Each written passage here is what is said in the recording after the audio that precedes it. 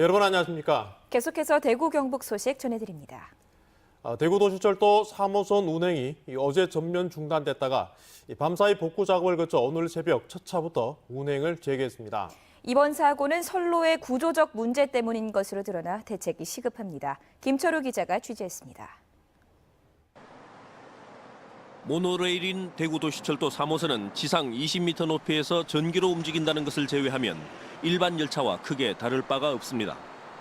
도시철도 3호선은 궤도빔을 따라 전동차가 움직이는 구조인데 궤도빔과 빔 사이에는 일반 철로처럼 이음 부분이 있습니다. 더우면 선로가 늘어나고 추우면 줄어드는 것을 완충해주는 이 이음 부분은 사람 손가락을 닮았다고 해서 핑거 플레이트라고 불립니다. 어제 사고가 난 팔달철교는 강풍이 심한 곳이고 전동차가 받은 압력은 고스란히 핑거 플레이트로 전달됐습니다. 팔달철교 같은 경우에는 철교 특성상 진동이 매우 크기 때문에 이 부분의 피로 하중이 계속 누적이 되어 있는 그런 상태입니다. 핑거 플레이트를 지탱하고 있던 볼트 6개가 모두 부러진 것입니다.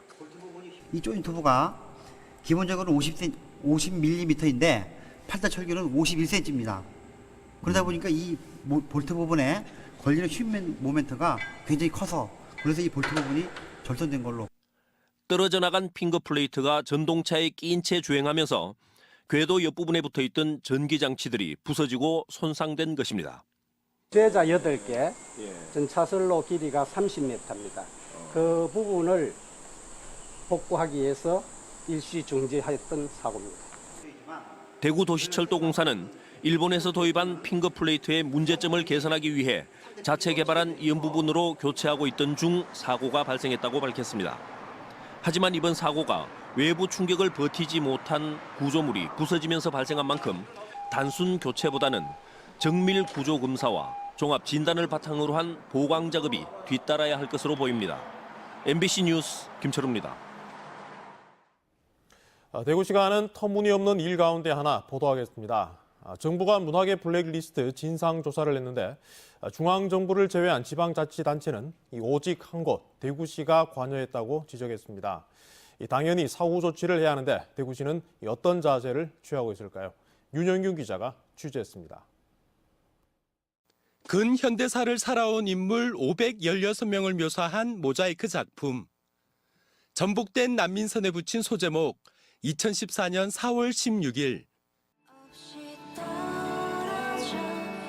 사드 배치를 반대하는 성주 주민들의 일상을 담은 다큐멘터리. 모두 대구에서 열린 청년미술 프로젝트 출품작입니다. 출품작 중 박정희와 세월호, 사드를 다룬 작가들은 지난해 11월 청년미술 프로젝트가 열리기 3주 전에 작품을 수정하거나 보완, 교체할 것을 요구받았습니다. 제가 도면을 보여드리면서 설명을 했더니 이해를 하셨어요. 이건 문제가 될 게 없겠다라고 참여하신 작가들한테도 제가 여쭤봤죠. 사실 일단 편집은 이게 사드를 다룬 작품인데 사드가 안 드러나게 편집을 할 수는 사실상 불가능한 일이라고 이제 말씀을 드렸고요. 결국 큐레이터는 항의하며 자진 사퇴했고 작가 4명은 미술제 참가를 거부했습니다.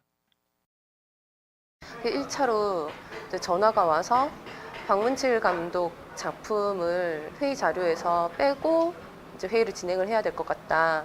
대구시 공무원이 이 작품이 뭐냐 이렇게 문의가 문제 제기를 했다.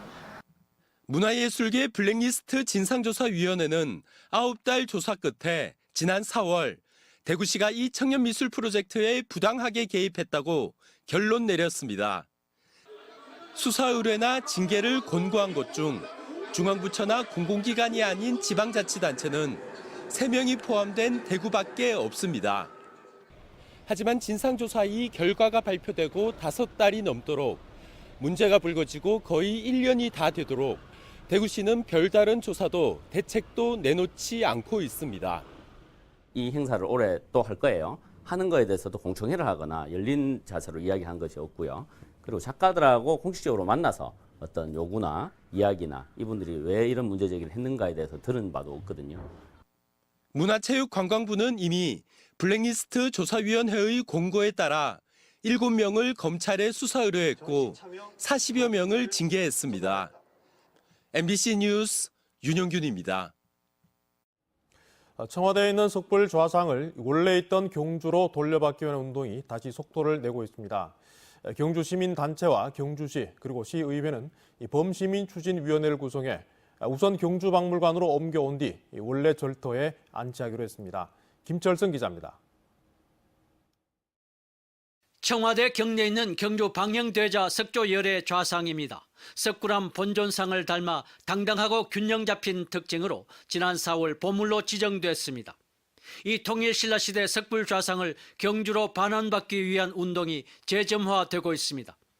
문화재 제자리 찾기 시민운동본부는 경주시와 시의회와 함께 범시민추진위원회를 구성하기로 했습니다. 또 경주에서 옮겨간 것은 분명한 만큼 우선 반환받아 국립경주박물관에 임시 보존한 뒤 원래 장소인 이거사지를 정비한 뒤에 안치하기로 했습니다.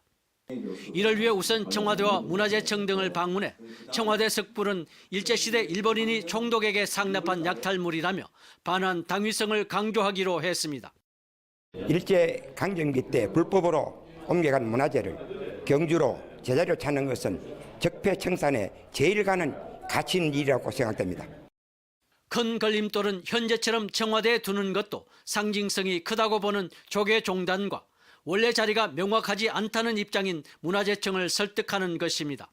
시민운동본부는 그러나 여러 자료를 근거로 도지동 이거사터가 원래 자리라고 보고 있습니다.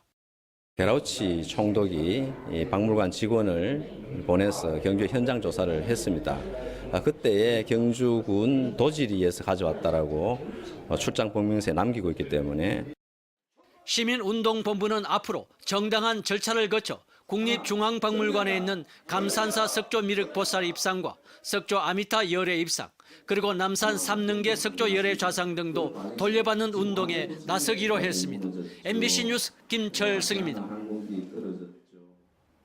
배추 뿌리에 작은 혹이 생겼다가 점점 커지는 배추 뿌리 혹병이 퍼지고 있습니다. 한 번 발생하면 피해가 극심한 데다 전염성이 워낙 강해서 김장철을 앞둔 배추 농가에 주의가 필요합니다. 박재영 기자가 취재했습니다. 고령군 다산면의 한 배추밭. 수확을 앞둔 배춧잎이 시들해져 축 처졌습니다. 배추를 뽑았더니 뿌리에 커다란 혹이 붙어 있습니다. 배추 뿌리 혹병으로 배추와 양배추, 무 등에서 주로 발생합니다. 농민들 사이에선 이 뿌리 혹병이 배추의 암이라고 불릴 만큼 아주 치명적인 병입니다.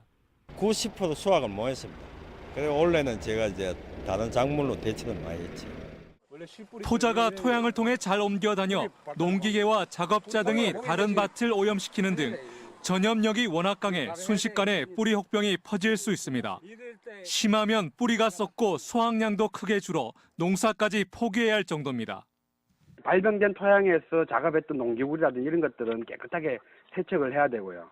토양에 석회를 뿌려서 pH가 한 중성 정도 7점도 되도록 토양 개량을 해야 되고요. 경북 지역의 배추 재배 면적은 2,800헥타르. 한 번 발생하면 다음에 다시 발생하기 쉽기 때문에 철저한 대책이 필요합니다. MBC 뉴스 박재영입니다. 한국에서 후쿠시마 원전과 같은 사고가 날 경우 최대 2,492조 원의 피해가 발생한다는 한국전력 연구 용역 보고서가 공개됐습니다.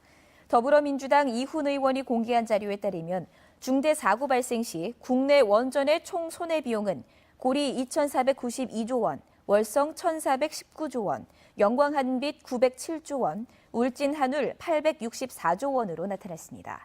국내에서 원전별로 사고 발생 손해비용을 추산한 것은 이번이 처음으로 이 같은 사고 위험 비용을 반영할 경우 원전이 값싼 에너지라는 주장은 설득력이 약하다는 분석입니다.